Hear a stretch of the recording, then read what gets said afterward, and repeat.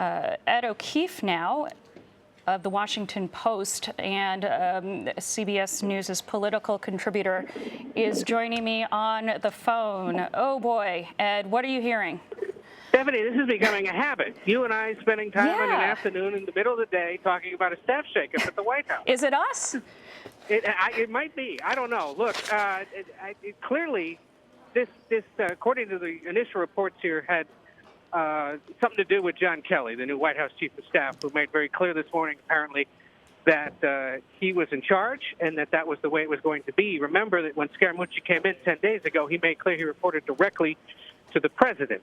This would appear, if it's true, that Kelly is laying down the law and making clear that, no, if we're going to have a chief of staff like me running the show, everyone reports up through me, then to the president. That's traditionally how it's worked in West Wing staff operations of the past, and it looks like that may be what he's trying to implement here.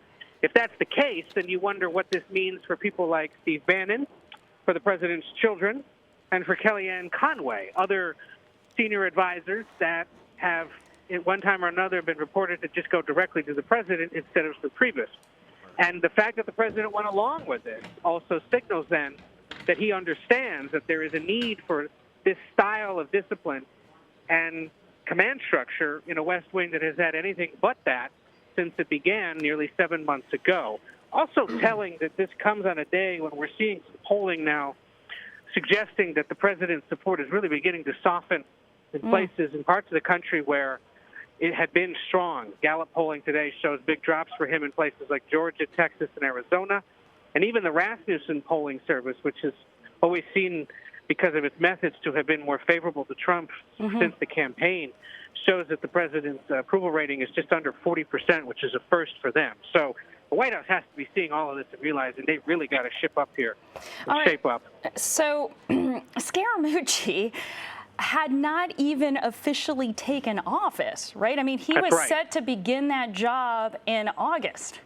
Right. So talk about the perception, that this new chief of staff within hours of being sworn in is now, putting the entire staff through yet another shakeup.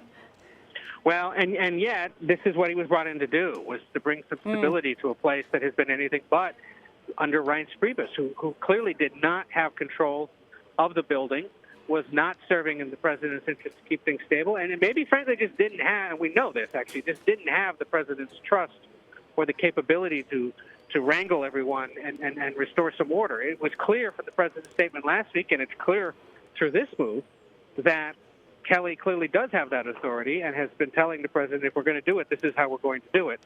And we'll see if there's anything more to this. But it appears this is exactly what the president wanted.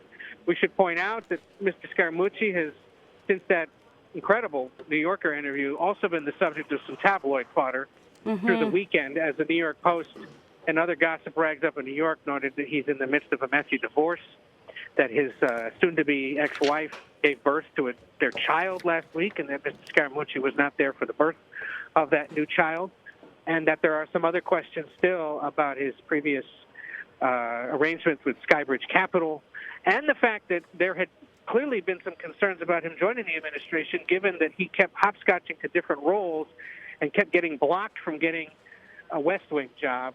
Yes, it seems now he's been used as a pawn to get rid of Reince Priebus, but he, perhaps as another pawn on the chessboard now, has been eliminated as well. And we'll see whether John Kelly can bring some order and discipline to the West Wing. Well, what's significant, I think, about what you're pointing out and others have on our air today is this chain of command sense that Scaramucci seemed to threaten by saying, I'm going over the chief of staff, I'm reporting directly to the president, and that is exactly what you would think the former commander of Southern Command would bring, is this sense of sort of hierarchy and this sense of order. You brought up some of the other names and some of the other players. Can you sketch out those alliances a bit better for us? And you did bring up Steve Bannon and other, stalwart Trump faithfuls like Kellyanne Conway and, of course, his own family members. Do you see the writing on the wall for any of them? Not necessarily, depending on we don't know what kind of conversation the president and Kelly and these people have had. But, it may be that Bannon, frankly, is willing to play along and go through Kelly in order to survive.